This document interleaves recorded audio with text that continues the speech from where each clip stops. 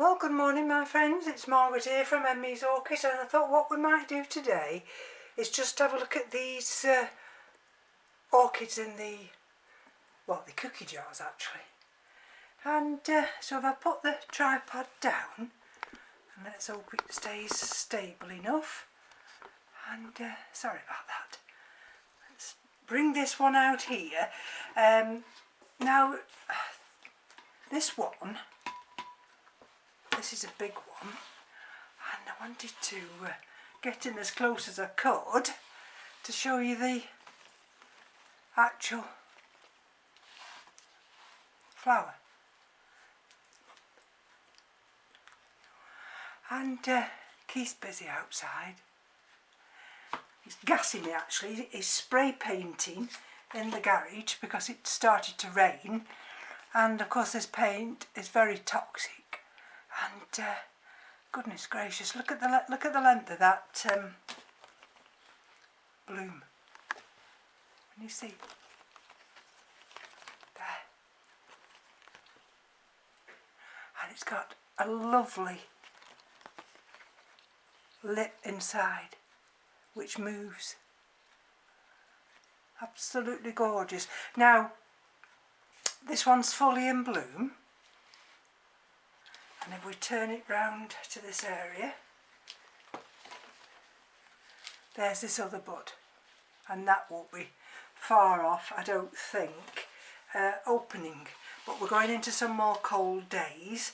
Now let me just tell you, this is Masdevallias coriacea, or it is maybe coriacea, also called the robust leaf Masdevallias.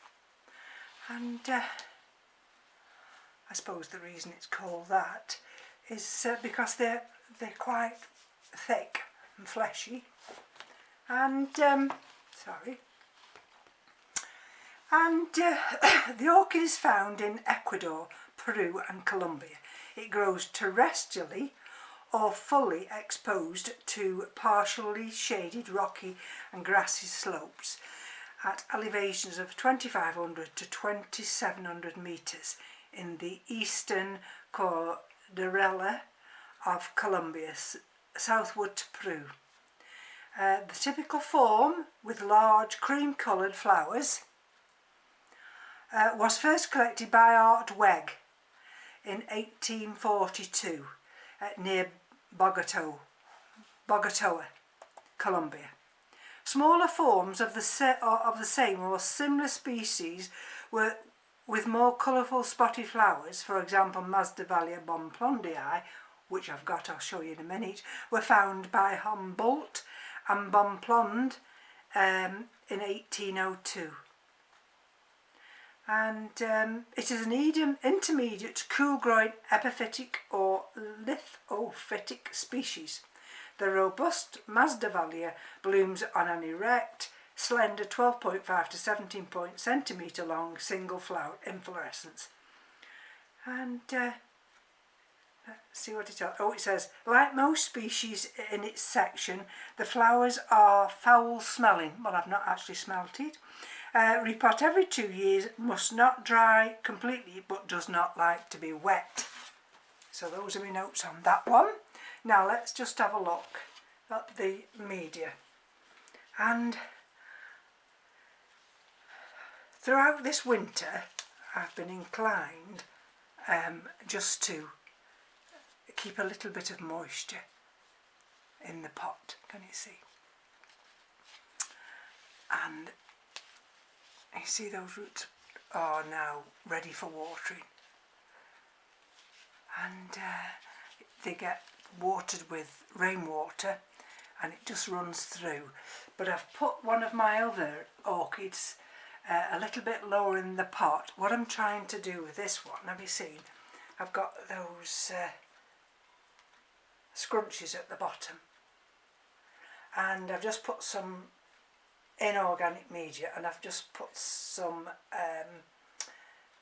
cork bark to rest the pot on, but the pot still doesn't quite reach the bottom, because what I'm wanting is for it to get the humidity without been soggy. You see, this is one of the new growths, this one. You can see we've got them in here as well. Can you see that one? That one growing there. Here's one popping up here as well.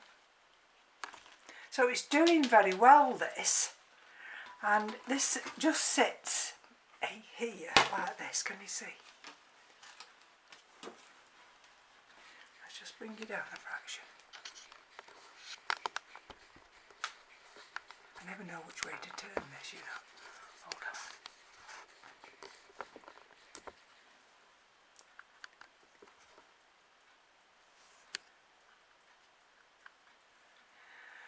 So here it is now, sitting there.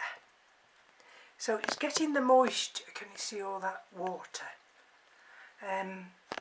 But I don't want it to actually be sat so it gets too wet, especially as we're not out of winter yet.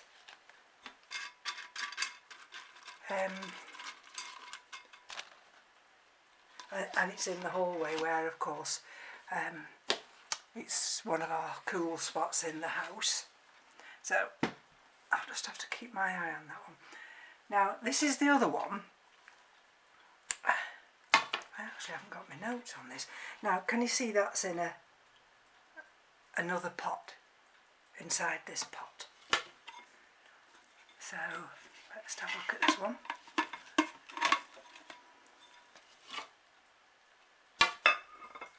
And this is bonplandii. And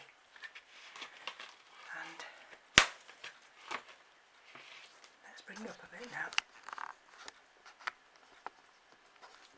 Just secure this. There we go.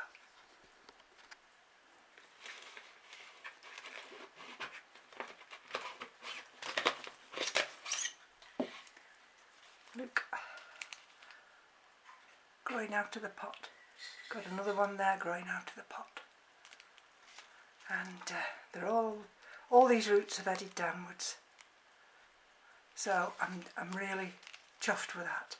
This one's coming out of the side of the pot here, and this one is in active growth, and we've got, can you see there, new shoots coming. This one's a new one. You can tell by the leaf there's no damage on it, and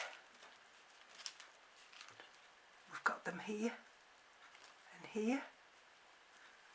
There we go, you see, and here. So it's a smaller version, if you like, on the leaf size of coriacea, and you see we've got the coming everywhere. They're in the middle, growth's coming up everywhere. So again, you see, this one does like the hallway. Now I'm just looking, sorry about that. Look, I don't know if you'll see it. I was not so sure whether there was something coming out of one of these areas at the base. Anyway, maybe not. So what I might do now, you see I've got water. Let me show you. But it's very awkward to get out, but there again. Let me show you. Oh, I've come off altogether. Hold on. What I'll do, I'll hold it by hand rather than use the tripod. Right, so now you can see this is sat on the sponges, and actually, you know, all those leaves there are supported in as much as they'll grow up and through the top of this cookie jar. I can always move this to a more elevated spot,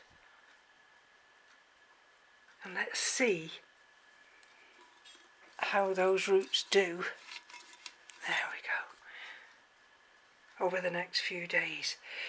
And the reason I'm optimistic about this way, if I move that there, is, can you see, I've already removed the outer pot on this one, and this one's veitchiana. This is the one that flowered. So let's pull this out, but you see it sits directly on this mat.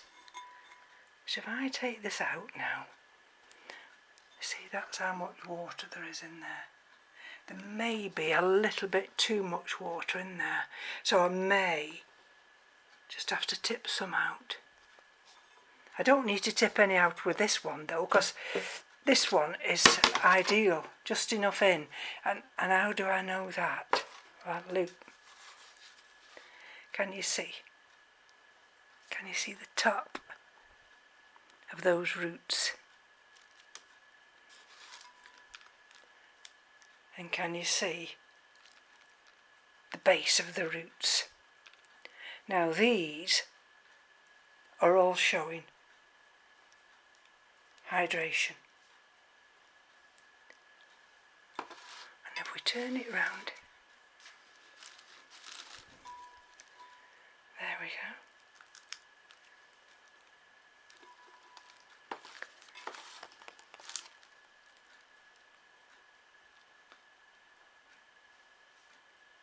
So they're just getting enough by just sitting on the top of those scrunchy pads. And we've got new growths coming here, and you see. And I'm hopeful, come the better weather. This was a new growth, but I don't know why it went all spotted like that. But this one's doing very well. And this is Masdevallias veitchiana. Now, I had veitchiana from Mick of Mick's Masdevallias. I had coriacea from Lynn Smith. And I mean, they're both experienced growers. So this one I think I had from Curling Orchidine. Anyway, let's take it to the last one now. And this one has got ignea in it. There's ignea. And it's got a few of the other little things. So what I might do is try and lift this one out first. And this is a Restrepia. I've no idea what it is. It seems a little bit unsafe. But it's got this new growth coming. Oh, what's that there? 2 new growths maybe. Can you see on that particular leaf? And with this one, I've got this in this tiny little pot, and the moisture comes up through the growth stones. So and it sits on this scrunchy pad. Now that's that one. This one here is a dendrobium of some sorts. I think it was just a case of I didn't want to throw it away. That's in growth stones, and that just gets hydrated by virtue of it sitting on this scrunchy pad. This is some kind of a pleurathalis. These 3 all came from Kathy. And this is some kind of a pleurathalis. I've got another one upstairs. And you see? And what's this potted up in? grow stones. Then this is the coconut husk, and some more grow stones on the top. So those three sit alongside ignea, and we've got the 1, 2, 3, 4, 5. Now whether that was a little bit of sunburn on that leaf, I've no idea, because it does get rather sunny in that hallway, or whether or not there's been too much humidity in the pot, I'm not sure. But let's just have a look at the root system on this one. Can you see by putting it on there how those roots, the new roots, they're the new roots, are staying hydrated. See, these are the old roots, the darker ones, and those are the new roots that are going down. So it was a good idea to bob this collection of Masdevallias in the hallway, because I have really struggled with Masdevallias to get them through the winter. And I've followed Mick of Mick's Masdevallias, and I've tried to understand the growing habit. And now we're coming out of winter, we're not out of it yet, but I just felt at times I was letting them get too dry, so this is why I've taken the outer pot off. Now we'll keep our eye on this one. This is the one I've just shown you, I've just dropped in here, and you see, now you see, to me, I'm going to have to empty some of that water out. I can't have it sitting. I mean, at the moment I'll leave it in because it'll draw the moisture up, but as we've got today and tomorrow, and then the temperatures are dropping down to our what you class as normal winter temperatures, I will need to, excuse the sound of the clock, I will need to, sorry about that, the clock chimes, I'll need to empty some of that water out, which I'll do later on today. So let's put these little things back, and then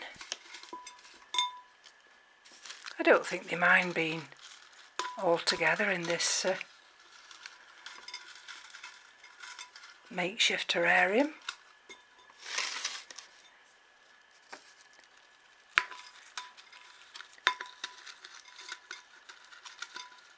Sometimes it's awkward to get them back in, but, and this one just sits, this is the Ristrepia, just sits with a little bit of its pot just on top of this scrunchy pad.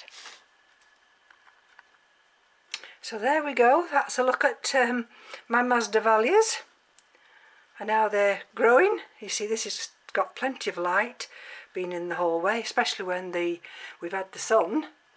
It's been quite strong, and let's finish if we can get a close-up of this lovely coriacea bloom. So from me to you, take care. Bye bye now.